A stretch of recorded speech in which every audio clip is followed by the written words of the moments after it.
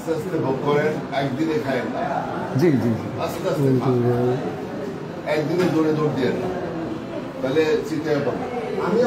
আস্তে আস্তে রাজনীতি ম্যারাথন, আস্তে আস্তে দৌড়ান, অনেক দূর দৌড়াতে পারবেন। আস্তে আস্তে খান, অনেক খাইতে পারবেন। দেখছি আমরা যারা বেশি খাইছে এই কয়েকদিন পরে দেখছেন স্ট্রোক করছে, অথবা ডায়াবেটিস বেশি খাইতে যায় না। কম কম খান, বেশি দিন খান, কম কম হাঁটেন, বেশি দূর হাঁটেন, এই ফর্মুলা যান। কম কম খান, বেশি দিন খান। ভালো স্যার, ডিউটি ম্যাডাম না? হ্যাঁ,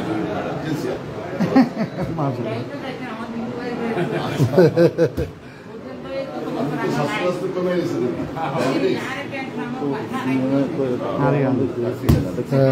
কালো বই করেছিলেন ডিউটি ম্যাডাম।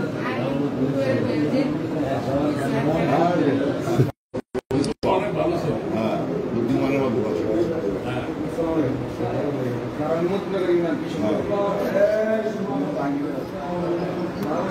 বললাম যে আস্তে আস্তে খাও, আস্তে আস্তে খাও। আস্তে আস্তে খাও, সবাই করছি। আস্তে আস্তে খাও, বেশি দিন খাবে। বহু সময় আছে, আওয়ামী লীগ মাফিয়া গেছে বিদায়, আর আইব না। আলহামদুলিল্লাহ কও, আলহামদুলিল্লাহ। একটা জ্বালা যন্ত্রণা ছিল দেশের জন্য, পরিবার বিস্ফোরা ছিল।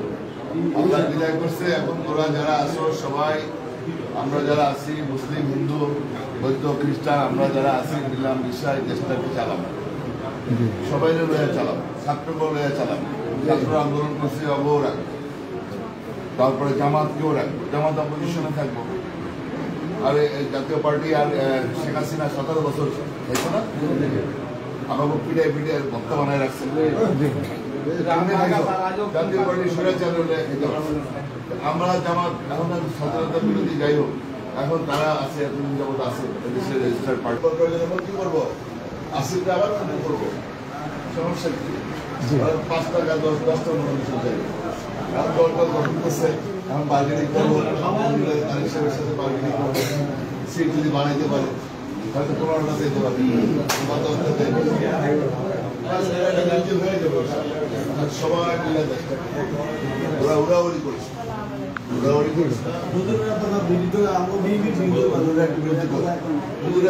আমাকে দাবাইতে পারবো, আর এবার আমরা তো বড় গাছ দিল্লি দেওয়ায় ওরা কোনো স্তরে না, দলাদলির দরকার নেই।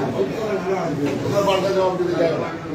জামাত শিবিরের দৌড়, কল্যাণ দৌড় মসজিদ করেছে, তাদের পার্সেন্টেজ 5% সারা দেশে পার্সেন্টেজ। তুমি দেখছো ইন্টারন্যাশনাল ধরে দেখছো, ওদের পত্রিকা পড়ো না। আর 45%, 50% আমাদের ধরি ইন্টারন্যাশনাল ধরি, আমাদের 5%, ছাত্রদের 5%। সারা দেশে আমরা পার্টি এস্টাবলিশ পার্টি না, উপজেলা ইউনিয়ন কেন্দ্রিক আমাদের পার্টি এস্টাবলিশ। তোমাদেরকে দিয়ে আমরা, আমি বলো, দেশের বলো, আলমিনকে বলো, বিপু বলো, তোমাদেরকে দিয়েই তো আমরা, তোমাদেরকে নিয়ে আমরা সুন্দরভাবে দেশটা বিভিন্ন যেগুলো অভাব প্রয়োজন আছে, যে যে জায়গায় সমস্যা আছে সেগুলো করবো। ধোলা বরিশালের ব্রিজটা ইনশাল্লাহ করবো, প্ল্যান আছে আমার ইনশাল্লাহ। ধোলা বরিশাল ব্রিজটাও গ্রাম, আলহামদুলিল্লাহ, আলহামদুলিল্লাহ। ভোলা ব্রিজের ব্রিজটা করে হলাম, এটা একটা প্ল্যান আছে। তারপরে তোমাদের আরো আমাদের এখানে আরো সমস্যা আছে, সেগুলো আমরা খুঁজে বাইর করে আমরা সমাধান করবো। সবচেয়ে বড় জিনিস লাগবে হলো আমাদের সামাজিক নিরাপত্তা।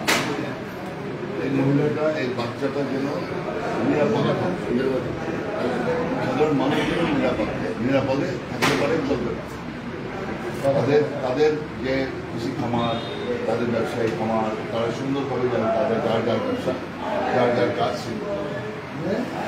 আর যদি আইনগত কোনো ঝামেলা থাকে, তোমার হয়ে গেছে, অমুকের জবরদস্তি করতেছে, ধান কেটে হয়ে গেছে, সেগুলো এই দেশের আইন আছে, নিয়ম আছে, সেই নিয়ম অনুযায়ী চলবে।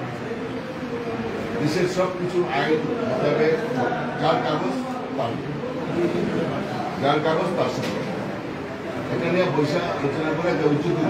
আরেকটা জামালা করো তো, আল্লাহ কাছে 17 বছর আওয়ামী লীগ ডিস্টার্ব করছে, এমন আবার কিছু লোক তুমি ডিস্টার্ব করবে।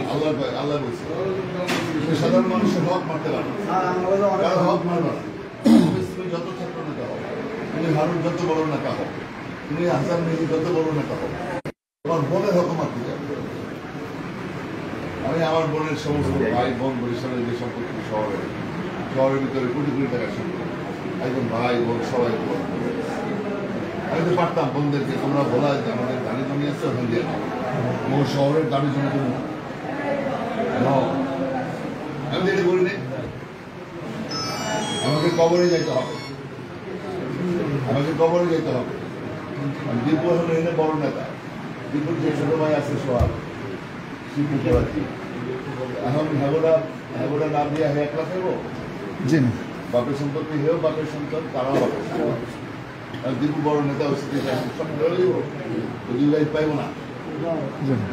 হবে না, ধরবো আল্লাহ কবরে যাবো। এই জিনিসগুলি আমি তোমাকে বলে দিই, এগুলো কারো হক না, এটা আমাদের মুসলমানদের ইসলামের এটা ধর্ম। এই জিনিসটা মাথায় রাখবে। ভাই সবাই রেডি? ভাই এরা কি বলবেন বলেন বলেন। ভাইয়া এই মহিলা জন্য কি বলবেন?